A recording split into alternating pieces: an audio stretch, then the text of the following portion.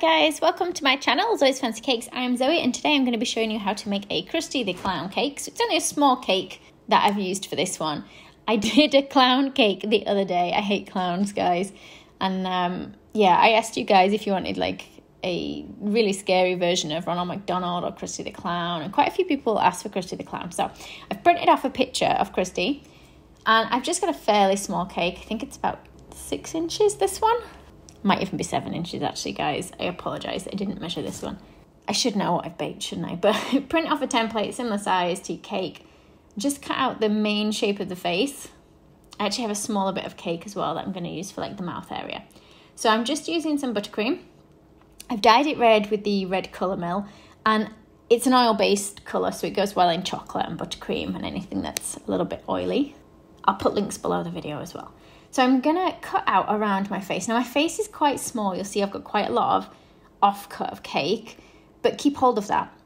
The smaller piece of cake I'm going to cut around the mouth and nose area as well. And we will stick these two together with some buttercream. Now I've got a lot of off-cuts, but we're going to use those in the body and the hair as well.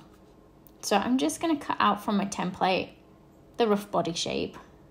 Now mine doesn't end up exactly the same as this shape, but I'm using those offcuts and I'm just building up to fill out this sort of chest and tummy area around Krusty. And then we're going to use some other bits for the pieces of hair. Now some of my offcuts are almost the right shape anyway without me really having to do too much to them. But instead of using 2 layers of cake like I have within the face, I've just put it down to 1 layer of cake so that they don't stand up as much from the board as the face. They want to be set back a little bit. And we'll put a little bit on for the hair at the top of his head as well. And I'm actually going to remove a little bit of the cake from the mouth area, just so it's hollowed out a little bit here. Now I still do have some cake offcuts, guys. I'm going to probably just put those in a box and snack on them. You can make cake pops. You can do all sorts of things with your offcuts.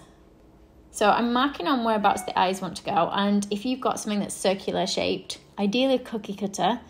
I haven't got the cookie cutter to hand, so I'm using the lid of my little cocktail stick container. And I'm just pushing in around the eye area, just slightly, so that when I put the fondant on, it should go into that mark that I've made. And then I'm going to cover the whole thing in the buttercream. And guys, I'll put links below the video to anything that I've used, such as like the food colouring in the buttercream, the palette knife.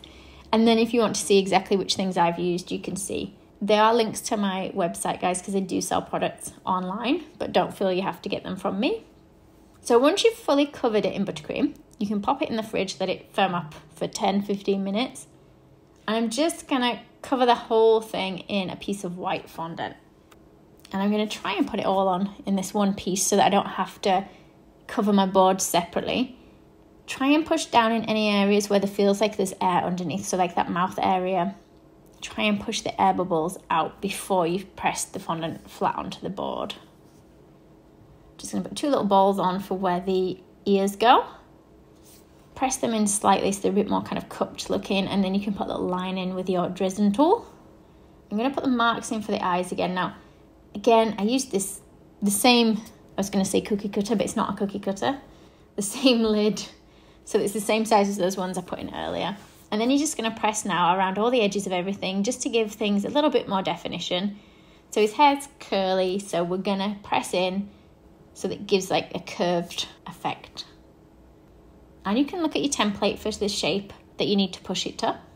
So it's starting to look a little bit more like Krusty the Clown now, slightly. So we're pressing in slightly above each eyebrow area. And the same for the eyes. I'm kind of pressing in around it to make the eyes a little bit more dome shaped. And sometimes what I do is I stick the eyes on afterwards in fondant, but I thought there would be quite a lot of fondant on the eyes. So just trim off any extra from around the edge of the board as well, because we don't really need that. I'm just going to go in the mouth with my Dresden tool, just to sharpen up those lines a little bit. And let's put a little line either side of where his smile goes. So push that back. If you can get the teeth out of that bit, you can do. I'm going to stick them in later. I'm actually going to round off the eyes a little bit more. They just look a tiny bit too small. So I'm going to use a cookie cutter. I went and found my cookie cutters, guys. It's just a tiny bit bigger than that one that I was using before, the cocktail stick box lid. So these are just making the eyes that little bit bigger. So let's just curve the hair again. The pieces of hair that stick out either side of his head. just pressing in with my Dresden tool. Now, if you press really hard, guys, you're likely to puncture the fondant, so just be careful how hard you do press in there, otherwise you'll have a bit of buttercream coming out and squeezing out from that fondant. And we're just going to do the same on the other side of his hair. And the mouth's a little bit untidy at the moment, but don't worry about that, we'll sort that out later. And we're just going to cut some pieces for his collar, so I want like two rectangle shapes. I can't talk today. So it's going on the collar area, and then let's make him a little bow tie. Now, I am just using fondant for this. I'm keeping everything to white.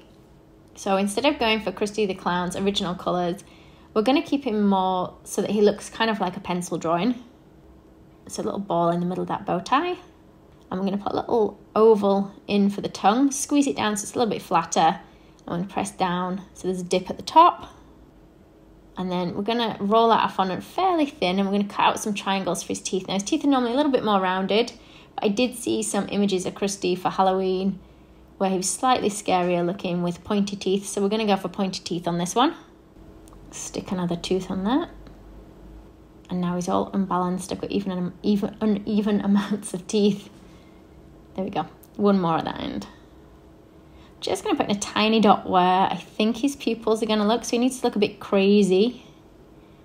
So they want to be in completely different directions. And then we're going to stick some of that leftover fondant on for arms.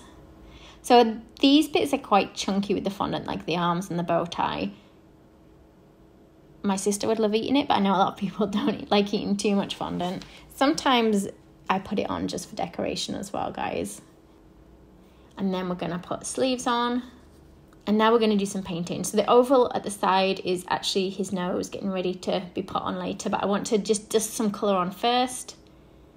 So I'm using the black powder. It's edible powder, this one, and this is the fractal one. Again, I'll put links below. And I want to keep it so it's slightly darker, closer to like the back of his head, back of his neck, and then it's a little bit lighter as it comes out. So I've used a fairly big brush, keeping the powder dry. Then I'm going for a slightly smaller brush to then start brushing onto the face. So have a look at anywhere that you want to be sort of shaded a little bit darker. So especially inside that mouth, let's see what the nose looks like. You will have to make sure the nose is stuck pretty firmly on there because it's quite heavy and it wanted to roll off the top of his sort of nose area. Did that nose.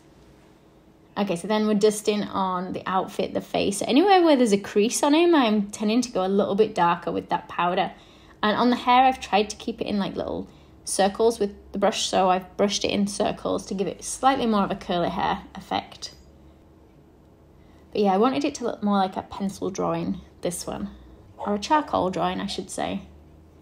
There we go, and we're going to finish it off by dusting the darker area under and around the nose as well.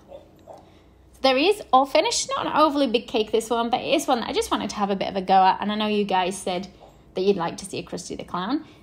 I hope you enjoyed this video, guys. Let me know in the comments below what else you'd like to see me make. Don't forget to subscribe to see new weekly videos. Thanks for watching.